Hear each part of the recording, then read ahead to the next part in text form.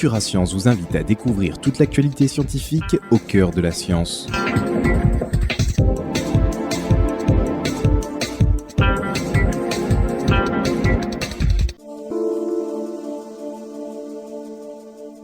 Bonjour, voici les actualités du site futurascience.com pour la semaine du 22 au 28 mai. SIDA, le réservoir naturel du VIH identifié 25 ans après. La question de l'origine du VIH1, responsable de la pandémie du sida, agite la communauté scientifique depuis de nombreuses années. 25 ans après la découverte du virus du sida, une étude menée au Cameroun, publiée le 25 mai 2006 dans Science, lève le voile. Les chercheurs ont observé des communautés de chimpanzés dans lesquelles le virus SIV-CPZ est très répandu. Chez certaines, près de 35% des individus sont porteurs du virus. Ils ont ainsi mis en évidence au moins 16 souches différentes du virus SIV-CPZ, dont certaines très proches du VIH1, groupe M, le virus responsable de la pandémie. Cette étude a ainsi permis d'identifier le réservoir naturel du virus VIH1, la sous-espèce de chimpanzé Pan troglodytes troglodytes. Martin Peters de l'IRD souligne que le réservoir naturel du VIH est établi, mais il ne faut pas le confondre avec l'origine de la pandémie. Un des enjeux des recherches futures sera donc de déterminer pourquoi la localisation du réservoir naturel est différente des aires géographiques où les premiers cas de maladie sont apparus, mais également pourquoi seul le VIH1 du groupe M s'est diffusé, provoquant une épidémie mondiale. Pour en savoir plus, rendez-vous dans les actualités scientifiques catégorie vie. Cette actualité fait partie du dossier On en parle, dont la thématique est virus et bactéries pathogènes. Tsunami, 18 mois après, l'eau potable manque au Sri Lanka. Le terrible tsunami qui a dévasté une partie des régions côtières de l'océan Indien en décembre 2004 semble loin derrière nous. Pourtant, les populations continuent d'en souffrir. Ainsi, la fourniture d'eau potable sur les côtes du Sri Lanka est toujours fortement perturbée par les effets du raz-de-marée. Selon les scientifiques, la pérennité des couches aquifères n'est pas assurée au Sri Lanka, le pays qui a été le plus touché. Ces formations géologiques souterraines sont composées de roches poreuses ou fissurées dans lesquelles l'eau s'infiltre et s'accumule, à ne pas confondre avec les nappes phréatiques. Les causes de ce danger, la contamination permanente par l'eau salée, l'érosion des plages, l'exploitation du sable à des fins de construction, le pompage continu et croissant. Une équipe de 14 scientifiques a publié la semaine dernière les résultats d'une étude sur le terrain menée entre février et septembre 2005.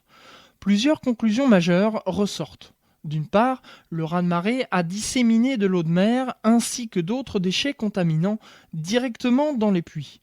Et dans certaines zones où pas moins de 4 vagues successives ont déferlé et pénétré jusqu'à une distance de 1,5 km à l'intérieur des terres, d'immenses quantités d'eau de mer ont pu s'infiltrer dans les couches poreuses jusqu'aux aquifères. Par ailleurs, à côté de l'action de la nature, c'est la main de l'homme qui est en cause. Les efforts réalisés pour réparer les puits en pompant l'eau de mer ont parfois abouti à l'effet contraire à celui recherché. De l'eau de mer stagnant dans les couches plus profondes a ainsi pu remonter et dans certains cas, les parois du puits qui n'étaient pas consolidées se sont effondrées. Pour finir, l'eau, quand elle a pu être pompée avec succès, a dû être rejetée sur le sol, ce qui a entraîné une pollution supplémentaire dans d'autres endroits. Pour en savoir plus, rendez-vous dans les actualités scientifiques catégorie Terre. Nous vous invitons aussi à consulter le dossier Qu'est-ce qu'un tsunami ? Futura Science, au cœur de la science. Première observation d'un jet de matière émis par une étoile à neutrons. Jusque-là, on croyait que les jets de matière envoyés en continu dans l'espace à une vitesse proche de celle de la lumière étaient la propriété exclusive des trous noirs. Or, le télescope spatial Spitzer vient de prouver que certaines étoiles à neutrons en sont tout aussi capables. Mais comment cette étoile à neutrons produit-elle ce jet ? Probablement de la même façon qu'un trou noir, grâce à la présence simultanée d'un champ gravitationnel intense et d'un disque d'accrétion autour d'elle. Ce disque qui la ceint, l'étoile à neutrons le forme en cannibalisant la matière de son étoile compagnon.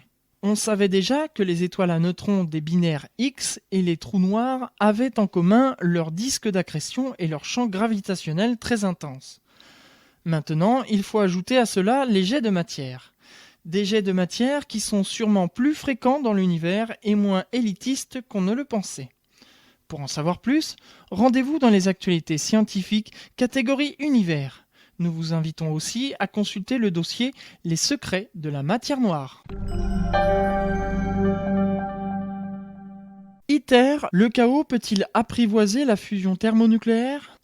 Comment contrôler le processus de fusion thermonucléaire ? C'est l'une des grandes questions qui se posent sur le plan expérimental pour le développement d'un réacteur exploitable de façon industrielle et constituant une source d'énergie docile. C'est aussi un enjeu d'ITER prévu à Cadarache dans le sud de la France.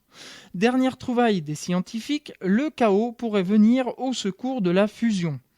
La solution jusqu'ici préférée des chercheurs, placer le plasma d'hydrogène en fusion, le gaz ionisé très chaud peut monter à plusieurs millions, voire 100 millions de degrés Celsius, en suspension dans un champ magnétique. Double mission pour ce champ, maintenir le plasma éloigné des murs d'enceinte du réacteur et le confiner dans une petite zone afin d'optimiser les processus de collision. Mais les pressions exercées sont telles que le risque d'une explosion du plasma peut engendrer des dégradations du réacteur. Le tokamak américain T3D a été le siège de nouvelles expériences intéressantes. L'équipe du physicien Todd Evans a eu l'idée, en quelque sorte, de laisser s'échapper un peu de plasma selon de légères variations provoquées de façon aléatoire dans le champ magnétique par un aimant distinct. Ces perturbations, conférant au champ magnétique un comportement localement chaotique, constituent une véritable soupape de sécurité. Le processus en lui-même reste un mystère et les chercheurs de Cadarache s'interrogent sur la faisabilité d'une telle technique au sein d'ITER. Mais c'est vraiment un beau concept, a conclu Todd Evans. Pour en savoir plus, rendez-vous dans les actualités scientifiques catégorie matière. Futura Science. FlexGo, l'ordinateur qui fonctionne aux cartes prépayées. Alors que le marché informatique stagne en Europe et aux États-Unis, la demande explose dans les pays émergents. Microsoft souhaite profiter de ce nouvel Eldorado en adaptant les préceptes de la téléphonie mobile au monde des ordinateurs. Avec FlexGo, on peut acheter son PC à un prix défiant toute concurrence, mais par la suite, il convient de créditer régulièrement son temps d'utilisation par l'achat de cartes prépayées. FlexGo, c'est acheter son ordinateur à prix cassé. Par exemple, un PC vendu 600 € dans le commerce sera cédé à 300 €, mais acheter des créditants sous la forme de cartes prépayées pour pouvoir en profiter. Avec ce système, l'heure d'utilisation reviendrait entre 50 et 75 centimes et une fois son prix totalement remboursé, l'ordinateur sera définitivement acquis. Outre la volonté d'appliquer un modèle financier des plus rentables, celui de la téléphonie mobile, au monde informatique, Microsoft motive son choix par la volonté de fournir aux personnes peu fortunées des ordinateurs performants et non des versions allégées. Une fois votre crédit de temps écoulé, l'ordinateur pourrait simplement entrer en hibernation jusqu'à la recharge ultérieure. Alors, équipé d'un FlexGo, il vous faudra sauvegarder plutôt 2 fois qu'une ou courir acheter une nouvelle carte pour achever votre travail. Pour en savoir plus, rendez-vous dans les actualités scientifiques catégorie high-tech. Le quinoa, un succès à cultiver. En Bolivie, la culture du quinoa, plante nutritive qui connaît depuis peu un certain succès, n'est pas sans poser des problèmes écologiques ou sociaux. En mission dans ce pays, des chercheurs français contribuent à rendre l'activité durable. Depuis juin 2005, ces chercheurs étudient la qualité nutritive des grains de quinoa en fonction de leur génotype et de leur mode de culture. Et ils ont du pain sur la planche, car on compte des dizaines de variétés et de nombreuses manières différentes de les cultiver. Patiemment, nos scientifiques ont recueilli plus de 2500 échantillons récoltés en Bolivie, en Argentine et au Chili. Grâce à eux, ils construisent à présent une base de données compilant des informations essentielles sur chaque variété. Au final, la base de données aidera les agriculteurs à faire le bon choix des variétés à cultiver. Et ici, tout est affaire de compromis. Une variété peut en effet être de très bonne qualité nutritive, mais fragile face aux risques climatiques importants dans la région, rappelle Richard Joffre. Chaque année, 250 jours de gel surviennent de manière imprévisible. Rajoutez les effets des changements globaux, particulièrement perceptibles dans les Andes, et vous comprendrez l'importance pour les cultivateurs de disposer d'informations fiables sur telle ou telle variété. Mais la médaille a son revers.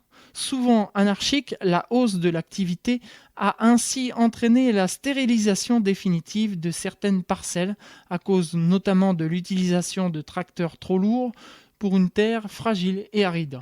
En outre, en Bolivie, le succès de cette culture empiètre sur l'activité des éleveurs de lamas, alpacas et moutons. Pour en savoir plus, rendez-vous dans les actualités scientifiques, catégorie recherche. Futura Science, au cœur de la science.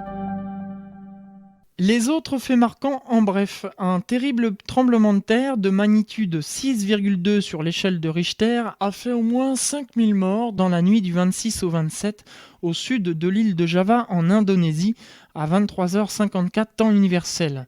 Des milliers de blessés sont aussi à déplorer. Et puis, record mondial de mise sur orbite pour Ariane 5 ECA. Dans la nuit du samedi 27 au dimanche 28, Ariane Espace a mis en orbite deux transferts géostationnaires, le satellite SatMex 6 et le satellite Tecom 5. Pour en savoir plus, rendez-vous dans les actualités scientifiques du site futurascience.com. Pour terminer, sachez qu'en plus des actualités, vous pouvez retrouver les brèves scientifiques en complément de ces dernières. Futura Science vous propose aussi en partenariat avec regionjob.com, réseau de sites internet de recherche d'emploi en région, une rubrique dédiée à l'emploi scientifique et technique. Enfin, sachez que Futura Science vous propose aussi un podcast mensuel. Pour ce mois de mai, nous vous proposons l'interview exclusive d'Adriana Carambeu, ambassadrice de cœur de la Croix-Rouge. Bonne découverte sur Futura Science.